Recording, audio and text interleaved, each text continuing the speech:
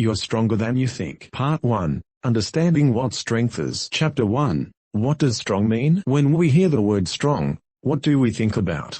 Many people think of big muscles.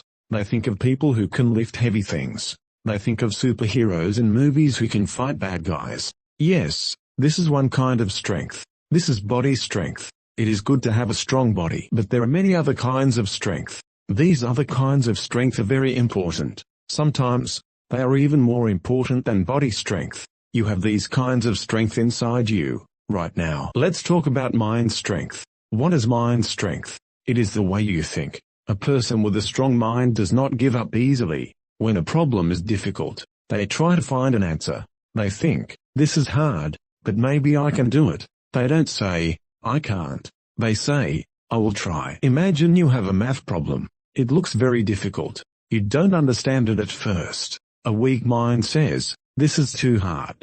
I will stop. But a strong mind says, okay, let me read the question again. Let me try the first step. Maybe I can ask the teacher for help.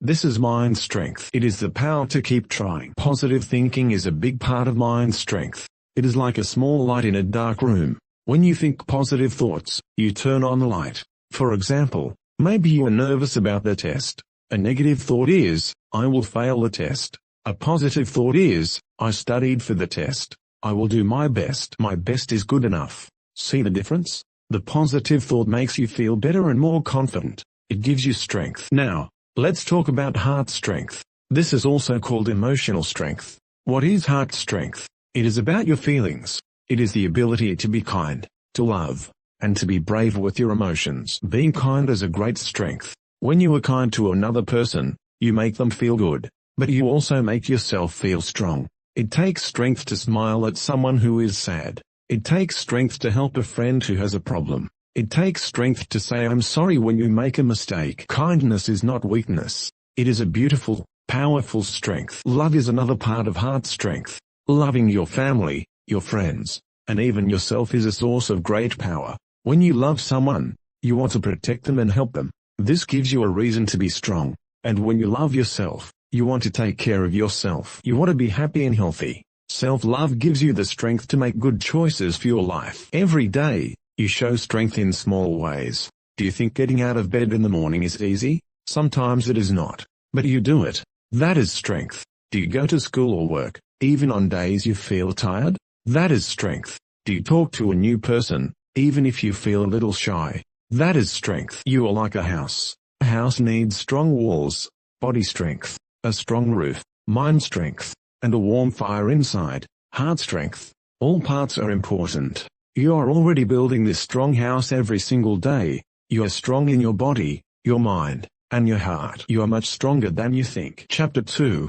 The little voice inside your head. We all have a little voice inside our heads. It talks to us all day long. Sometimes, this voice is a good friend. It says, you can do it, or you are a good person. This is the positive voice. It helps us feel strong and happy. But sometimes, there is another voice. This voice is not a good friend. It is a negative voice. It says things like, you can't do that, or you are not smart enough, or you will fail. This voice can make us feel weak, sad, and scared. It can stop us from trying new things. Where does this negative voice come from? It can come from many places. Maybe it comes from past mistakes. For example, maybe you tried to play soccer once and you fell. The negative voice remembers this. Now, when you want to try a new sport, the voice says, don't do it. You will fall again. You are not good at sports. The voice is trying to protect you from feeling bad again.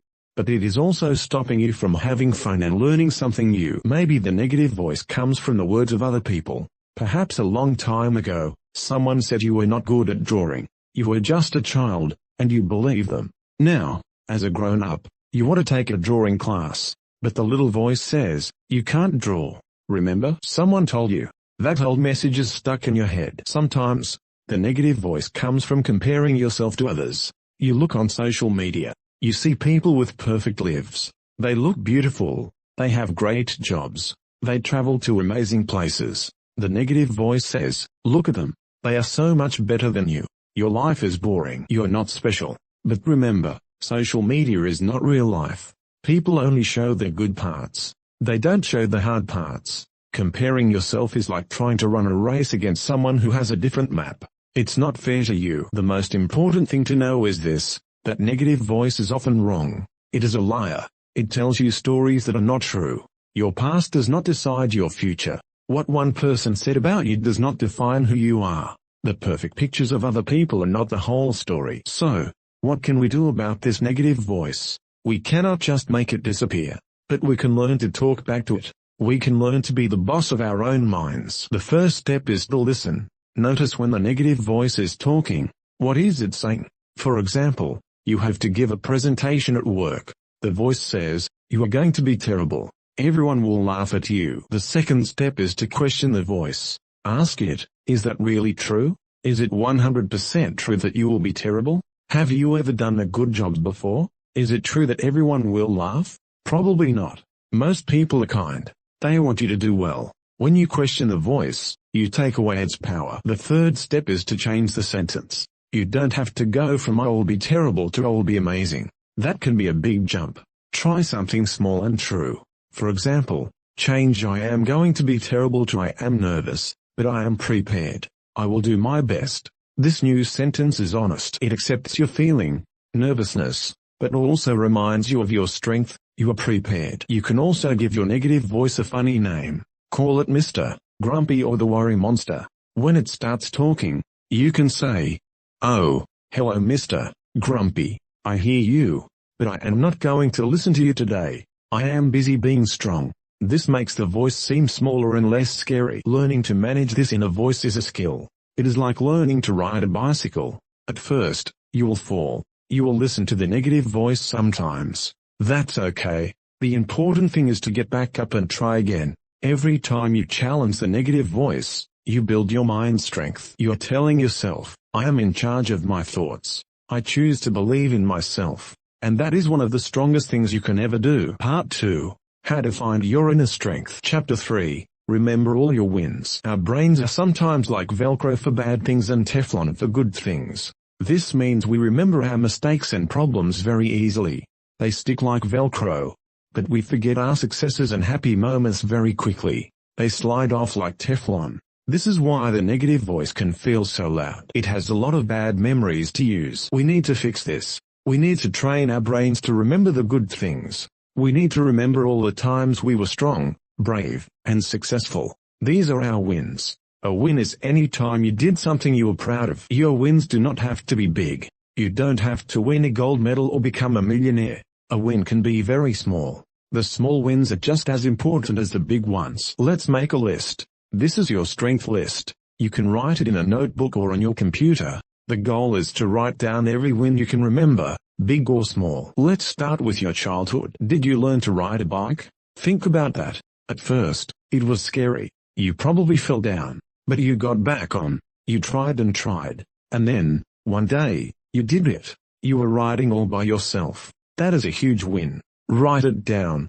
Learn to ride a bike. Did you learn to swim? The water can be scary, but you learned to put your face in the water. You learned to kick your feet. You learned to float. That is a win. Write it down. Did you learn to read and write? Today, you are reading this, but there was a time when these letters were just strange shapes. You learned the alphabet. You learned the sounds. You put them together to make words. That is an amazing skill. It's a win. Now, think about your school days. Did you ever pass a difficult test? Remember how you studied for it. You felt nervous, but you went and you did it. That's a win. Did you ever make a new friend? It can be scary to talk to someone new, but you did it. You said hello. You asked a question. You built a connection. That is heart strength. It's a win. Did you ever finish a big project or report? It took a lot of time and effort. There were probably moments when you wanted to quit, but you finished it. You handed it in. That is mind strength. It's a win. Think about your life right now. Did you cook a meal for yourself or your family this week? That's a win. Did you clean your room or your house? That's a win. Did you listen to a friend who was sad? That's a win. Did you pay a bill on time? That's a win. Did you get out of bed this morning? For some people, on some days, that is the biggest win of all. Keep going. Think about everything. No win is too small. I was on time for my appointment. I was patient in traffic. I said no when I was too tired to do something. I drank enough water today. All of these are wins. They are all proof that you are capable and strong. Once you have a list, put it somewhere you can see it. Put it on your wall. Put it on your bathroom mirror. Read it every morning. When the negative voice starts talking, you can look at your list. The negative voice says, "You can't do this new, hard thing." You look at your list and say back, "You are wrong. Look at all these hard things I have already done. I learned to ride a bike. I passed that difficult exam. I finished that big project. I am strong. I can try this new thing." 2. Your strength list is your evidence. It is the proof that you are a strong person. It is a weapon against the negative voice. It is a reminder of the amazing person you already are. Start your list today. You will be surprised at how long it is. You will be surprised at how strong you are. Chapter 4. The amazing power of small steps. Sometimes, our goals or problems feel like a giant mountain. We stand at the bottom and look up. The top is so far away. It's hidden in the clouds. We think, "I can never climb that. It's impossible." This feeling can make us want to give up before we even start. But nobody climbs a mountain in one giant jump. They climb it one small step at a time. They put one foot in front of the other, again and again. And after many, many small steps, they reach the top. This is a very important secret to finding your strength and achieving your goals. You don't need to do everything at once. You just need to take one small step. Let's think about some examples. Imagine your bedroom is very, very messy. Clothes are on the floor. Books are everywhere. It's a disaster. You look at it and feel tired. The thought of cleaning the whole room is too much. The mountain is too big. So, you do nothing. The room stays messy. Let's try the small step method.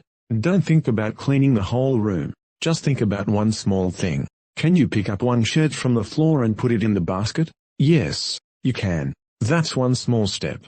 Okay, you did it. How do you feel? A little better. Now, can you pick up one book and put it on the shelf? Yes, that's another small step. You can stop there for today. You took 2 small steps. Tomorrow, you can take 2 more. Soon, the room will be clean. You climbed the mountain not by thinking about the whole mountain, but by focusing on one step at a time. Here is another example. You want to get healthier. You want to exercise. The mountain is going to the gym for 1 hour every day. That sounds hard. You are busy. You're tired. So you do nothing. Let's try the small step method. Don't think about 1 hour. Don't even think about the gym. Can you do 5 minutes of exercise at home? Can you do 10 jumping jacks? Can you walk around your block 1 time? Yes, that is a small, easy step. Do that today. Tomorrow, maybe you can do it again. Maybe next week, you can walk for 10 minutes. The small steps add up. In a few months, you will be much healthier. You climb the mountain. This method works for everything. Want to learn a new language? The mountain is speaking fluently. The small step is learning 1 new word today. Want to write a book? The mountain is a 300-page novel. The small step is writing 1 sentence today. Want to save money? The mountain is having thousands of dollars in the bank. The small step is saving $1 today. Feeling very sad and lonely? The mountain is feeling happy and connected. The small step is sending 1 text message to 1 friend today. Small steps have a magical power. First, they are easy to start. It's not scary to do something for 1 minute. It's not hard to do just one thing. Starting gives you momentum. An object that is moving is easier to keep moving. Second, every small step is a win. When you take a small step, you can add it to your strength list. You picked up 1 shirt. That's a win. You learned 1 new word. Win. This makes you feel good. It makes you feel successful. This feeling gives you the energy to take the next small step. Third, small steps build habits. If you do a small thing every day, soon it becomes automatic. You don't have to think about it. It's just part of your day. Brushing your teeth is a habit. You don't think, "Oh, I have to brush my teeth. It's so hard." You just do it. You can make exercise, or studying, or saving money a habit in the same way, by starting small. So, the next time you face a big mountain, do not be afraid. Do not look at the top. Look at your feet, and ask yourself this one simple question. What is 1 small step I can take right now? Take that step. Then, and only then, think about the next one. This is how you walk the path to your goals. This is how you show yourself your own incredible strength, 1 small step at a time. Chapter 5. Your body is your best friend. We often think that our mind is the boss and our body is the worker. The mind tells the body what to do, but it is a two-way street. Your body can also talk to your mind. The way you use your body can change the way you feel and think. It can make you feel stronger instantly. Think about the time you felt sad or scared. How was your body? Maybe your shoulders were down. Maybe your head was low. You were making yourself small. This is a low-power pose. When you are in this pose, your body sends a message to your brain. We are weak. We are not confident. Now, let's try something different. Stand up right now. Put your feet apart. Put your hands on your hips. Lift your chest. Put your shoulders back. Lift your chin. This is a high-power pose. It is like Superman or Wonder Woman. Hold this pose for 2 minutes. How do you feel? You might feel a little silly at first, but keep holding it. You will start to feel different. You will feel stronger, more confident, and more powerful. This is not magic. It is science. When you stand in a high-power pose, your body produces more of a hormone called testosterone, which is linked to confidence, and less of a hormone called cortisol, which is linked to stress. You can change your feelings by changing your body position. Before a difficult situation, like a job interview, a test, or a hard conversation, go to the bathroom or a private room. Stand in a power pose for 2 minutes. It will give you an instant boost of strength. Breathing is another powerful tool your body gives you. When we are stressed or scared, our breathing becomes fast and shallow. We breathe into our chest. This tells our brain that there is danger. It keeps us in a state of panic. We can change this by breathing slowly and deeply. This is called belly breathing. Sit or lie down in a comfortable position. Put one hand on your chest and the other hand on your belly below your ribs. Breathe in slowly through your nose for 4 seconds. As you breathe in, feel your belly push out. Try to keep the hand on your chest still. Hold your breath for 4 seconds. Breathe out slowly through your mouth for 6 seconds. Feel your belly go down. Repeat this for a few minutes. This slow, deep breathing sends a message to your brain. Everything is okay. We are safe. You can relax. It calms your nervous system. It helps you think more clearly. You can do this anywhere, anytime you feel stressed. It is your body's secret weapon against anxiety. Moving your body is also very important. When you feel sad or stuck, your energy is low. The last thing you want to do is move. But movement creates energy. You don't have to run a marathon. Just a little movement can make a big difference. Go for a short walk. If you can, walk outside in nature. Look at the trees in the sky. Feel the sun on your skin. Feel your legs moving, strong and steady. Walking moves the sad energy out of your body. It helps clear your head. If you can't go outside, just stand up and stretch. Reach your arms up to the ceiling. Touch your toes. Roll your shoulders. Or, put on your favorite song and dance in your living room for 3 minutes. It's impossible to dance and feel sad at the same time. Finally, think about what you give your body. Your body is like a car. It needs good fuel to run well. The fuel for your body is food and water. When you eat junk food all the time, you will feel tired and weak. When you eat healthy food, like fruits, vegetables, and proteins, you give your body the building blocks it needs to be strong. And drink water. Your brain and your body need water to work properly. When you are dehydrated, you can feel tired, confused, and weak. Drinking enough water is one of the easiest and most important things you can do for your physical and mental strength. Your body is not just a thing that carries your head around. It is your partner. It is your friend. Listen to your body. When it is tired, let it rest. When it is full of energy, let it move. Use your posture, your breath, and your movement to tell your mind that you are strong. When you take care of your body will take care of you. Part 3. Using your strength in difficult times. Chapter 6. When life is hard. Life is not always easy. It is not always sunny and happy. Sometimes, life is very hard. Sometimes, storms come. These storms can be many things. Maybe you lose your job. Maybe someone you love gets sick. Maybe a good friend moves away. Maybe you fail at something important. These are the difficult times. In these times, it is normal to have difficult feelings. It is okay to feel sad. Sadness is a natural response to loss. It is okay to feel angry. Anger can be a sign that something is not fair. It is okay to feel scared. Fear is our body's way of telling us to be careful. Many people think that being strong means not having these feelings. They think a strong person never cries. They think a strong person is never afraid. This is not true. This is a very old and unhelpful idea of strength. True strength is not the absence of feelings. True strength is feeling all of these things: the sadness, the anger, the fear, and not letting them break you. True strength is continuing to live and to try, even when you are hurting. Imagine a big, old tree in a field. It has been there for 100 years. It has seen many seasons. It has felt the gentle sun of summer and the cold snow of winter. It has also been through many storms. When a big storm comes, the wind blows very hard. The rain falls down. A weak tree, one that is very stiff and cannot move, might break in the wind. Snap. It falls down. But the strong, old tree is different. It is flexible. When the wind blows, the tree bends. Its branches move with the wind. It doesn't fight the wind. It allows the wind to pass through it. The wind might break a few small branches. It might pull off some leaves. But the main trunk of the tree, its core, remains strong. Its roots are deep in the ground. When the storm is over, the tree is still standing. It might look a little different.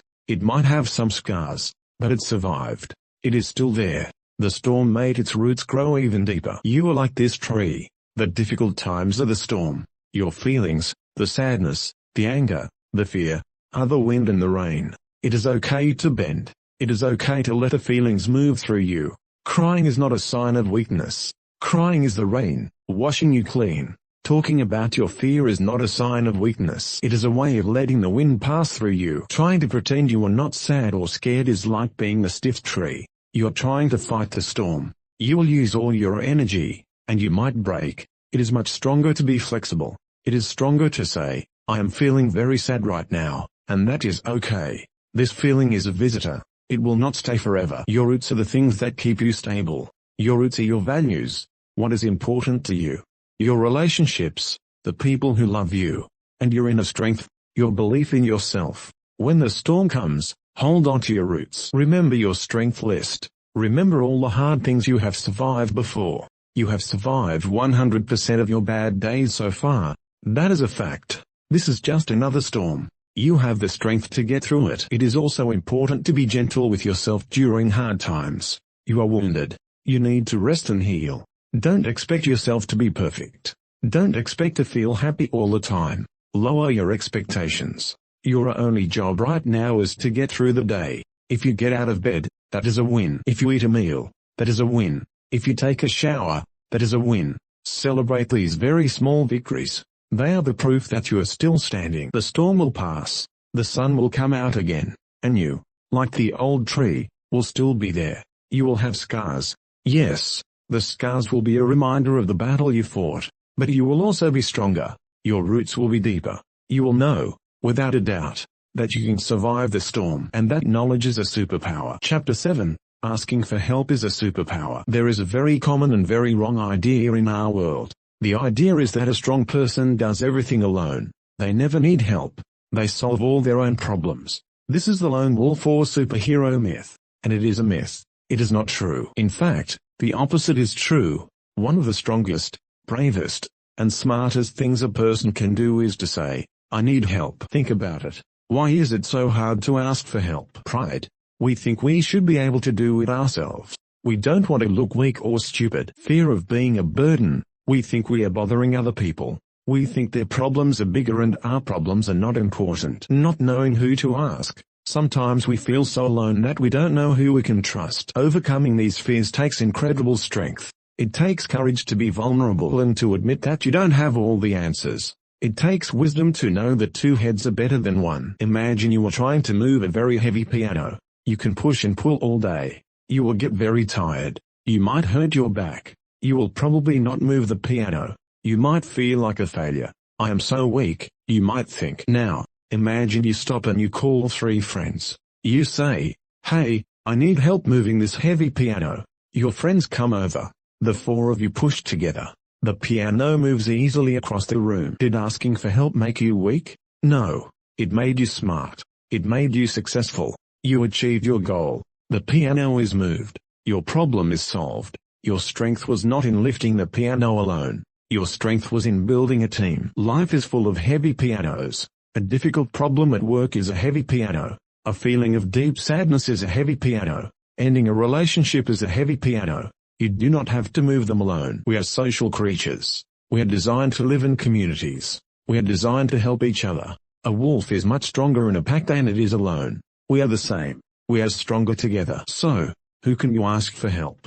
Let's make another list. This is your helper list. Family, your parents, siblings, cousins, aunts, or uncles. Is there someone in your family you can talk to? Friends, your best friend or a good friend you trust. A true friend wants to help. They feel good when they can support you. Don't rob them of that good feeling by staying silent. Teachers or mentors, an old teacher or a boss who you respect. They have more life experience and can often give good advice. Professionals, sometimes, our problems are too big for our friends and family. That is when we need to call a professional helper. A doctor for our body, a therapist or counselor for our feelings, a financial advisor for our money. These people are trained to help with specific kinds of heavy pianos. It is very strong and responsible to seek their help. When you ask for help, it is good to be specific. Instead of just saying I feel bad, you could try saying, I feel very lonely today. Could we talk on the phone for 10 minutes? Or, I am having trouble with this project at work. Can you look at it with me? This makes it easier for the other person to know how to help you. And remember, getting help is not a one-way street. You can also be a helper for others. When you help someone else, it reminds you of your own strength. It makes you feel capable and useful. We all take turns being the helper and the one who needs help. That is how a strong community works. Asking for help is not giving up. It is refusing to give up. It is saying, this problem is not going to beat me. I am going to find a way to solve it. And I am smart enough to know that I don't have to do it alone. This is not weakness. This is the ultimate strength. Chapter 8. The magic of the word yet. We all fail. Failure is a part of life. It is a part of learning. No one is successful at everything on the first try. We make mistakes. We get things wrong. We fall down. When we fail, the negative voice inside our head gets very loud. It loves failure. It says, see, I told you. You can't do it. You're a failure. This word, failure, is very heavy and very final. It feels like a period at the end of a sentence. The story is over. You lost. But what if we could change the story? What if we could add one small, magical word to the end of the sentence? That word is yet. Let's see how it works. The negative voice says, I can't do this. You say, I can't do this. Yet. The negative voice says, I don't understand. You say, I don't understand. Yet. The negative voice says, I am not good at this. You say, I am not good at this. Yet. Do you feel the difference? The word yet changes everything. It turns the period into a comma. The story is not over. It is just a pause. It means that you are on a journey of learning. It means that there is a future. It means that you have the possibility to grow and improve. I can't do it as a brick wall. You cannot go through it. I can't do it yet as a door. The door is closed right now, but you can find the key. You can learn how to open it. This idea is called a growth mindset. A person with a fixed mindset believes that their abilities are fixed. They think, I am either smart or I am not. I am either good at sports or I am not. When they fail, they think it proves they are not smart or not good. A person with a growth mindset believes that their abilities can grow and change with effort. They think, I can become smarter if I study. I can become better at sports if I practice. When they fail, they don't see it as a final result. They see it as information. The failure tells them what they need to work on. It is a guide for how to get better. Think about a baby learning to walk. The baby stands up, and falls down.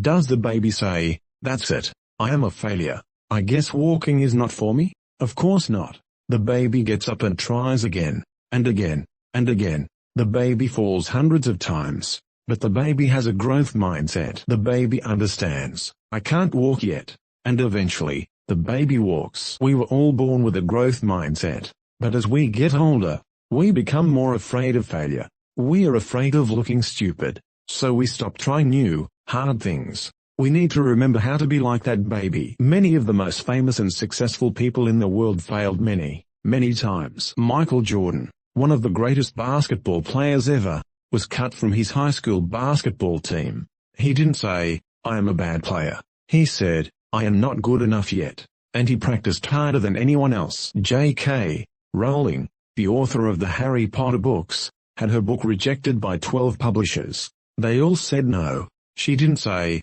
my book is bad. She said, I haven't found the right publisher yet. Thomas Edison, the inventor of the light bulb, tried more than 1,000 times before he found a way that worked. Someone asked him, how did it feel to fail 1,000 times? He said, I didn't fail 1,000 times. The light bulb was an invention with 1,000 steps. These people were not afraid to fail. They understood that failure was just a step on the path to success. They understood the magic of yet. So, the next time you make a mistake or fail at something, be kind to yourself.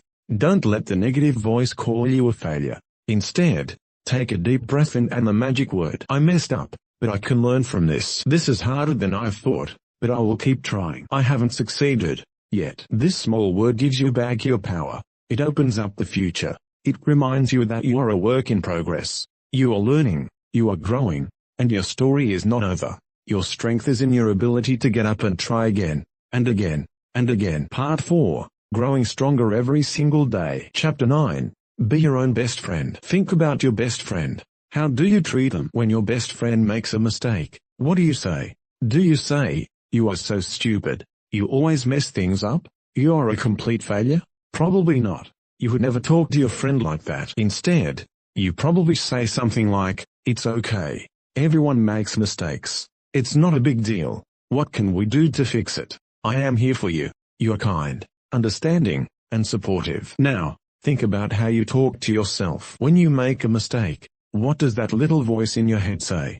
For many of us, that voice is mean. It is a harsh critic. It says all the terrible things that we would never say to a friend. We are often our own worst enemy. This has to change. If you want to be a truly strong person, you must learn to be your own best friend. You must learn to treat yourself with the same kindness and compassion that you give to the people you love. This is called self-compassion. Self-compassion has 3 main parts. First, is self-kindness. This means you stop the negative self-talk. You stop punishing yourself for not being perfect. You are a human being, and being human means you are imperfect. It is part of the deal. So when you make a mistake, you choose to be gentle and understanding with yourself. Imagine you are trying to eat healthier, but one evening you eat a whole pizza. The critical voice screams, "You have no self-control. You ruined everything. You're a failure." The kind, best friend voice says, "Okay, so I ate a pizza. I was probably really hungry or feeling stressed. It's done now. One pizza is not going to ruin my whole life. Tomorrow is a new day, and I can make a healthy choice for breakfast. I am learning." Which voice makes you feel stronger? Which voice makes you want to try again tomorrow? The kind voice, of course. Being mean to yourself does not motivate you. It just makes you feel ashamed and weak. Kindness is a much better motivator. The second part of self-compassion is common humanity. This is the understanding that you are not alone. Everyone suffers. Everyone makes mistakes. Everyone feels inadequate sometimes. It is part of the shared human experience. Often, when something bad happens, we feel very isolated. We think, "Why is this happening to me? I am the only one who feels this way." This feeling of being alone makes the pain much worse. Common humanity is the opposite of this. It is remembering that there are millions of other people in the world who have felt the exact same way you feel right now. You are part of a very big club. When you fail a test, you can remember that millions of other students have also failed tests. When you feel heartbroken, you can remember that millions of others have also had their hearts broken. This doesn't make the pain disappear, but it makes it feel less personal. It's not that there is something wrong with you. It's just that you are human. And this is one of the hard parts of being human. It connects you to others instead of separating you. The third part of self-compassion is mindfulness. Mindfulness means seeing your feelings and thoughts clearly, without judging them and without letting them take over. It means you don't ignore your pain. You don't pretend it's not there, but you also don't get lost in it. You don't let a sad feeling become your whole identity. For example, you feel sad. Ignoring the feeling is, "I'm fine, I'm fine, I'm fine." This doesn't work for long. Getting lost in the feeling is, "I am such a sad person. My whole life is sad. Everything is terrible." Mindfulness is, "I am noticing a feeling of sadness in my body right now. It is in my chest. It is a heavy feeling. Okay, it is here. I can breathe with it. It is a feeling. It is not who I am." Mindfulness gives you a little bit of space between you and your feelings. In that space, you can choose how to respond. You can choose to be kind to yourself. You can choose to remember your connection to others. Being your own best friend is a practice. It takes time. You can start by asking yourself a simple question several times a day. What do I need right now? Maybe the answer is a glass of water, or a 5-minute break, or a hug. or to listen to a favorite song, or to just say a kind word to yourself. Listen to the answer, and then give that gift to yourself. You deserve it. You are worthy of your own kindness. Your relationship with yourself is the most important relationship you will ever have. Make it a good one. Chapter 10. You are a living story of strength. Your life is a book. Every day, you write a new page. Every year, you finish a new chapter. You are the author, and you are also the main character, the hero of your own story. This story is not a simple, happy fairy tale. It is a real story. It has good chapters and hard chapters. It has moments of joy and moments of pain. It has successes and it has failures. It has love and it has loss. All of these parts make your story rich, interesting, and beautiful. Your strength is not found only in the happy chapters. Your strength is written on every single page. Your strength is in the chapter where you were a child and you fell off your bike, cried for a minute, and then got back on. Your strength is in the chapter where you were afraid of the dark, but you learned to sleep through the night. Your strength is in the chapter where you studied hard for a test, and felt proud of your grade. Your strength is in the chapter where a friend was mean to you, and you felt hurt, but you survived and made new friends. Your strength is in the chapter where you had a difficult problem, and you asked for help. Your strength is in the chapter where you failed, and you wanted to give up, but you whispered the word yet and tried again. Your strength is in the chapter where you felt deep sadness, and you cried, and you were kind to yourself until the sun came out again. You are a collection of all these moments of resilience. You are a museum of all the battles you have won. Sometimes, we forget our own story. We only read the last page, the page we're on today, and if today's page is a difficult one, we think our whole book is sad, but that's not true. Your book has many, many pages. You have a long history of being strong. Your story is not finished yet. There are many empty pages waiting for you to write on them. You get to decide what happens next. You cannot control the storms that come, but you can control how the hero of your story, you, responds to them. Will the hero be kind? Will the hero ask for help? Will the hero get back up after falling? Will the hero keep taking small steps forward? Yes, because the hero of this story is strong. The hero has always been strong. So today, take a moment, go to a mirror and look at yourself.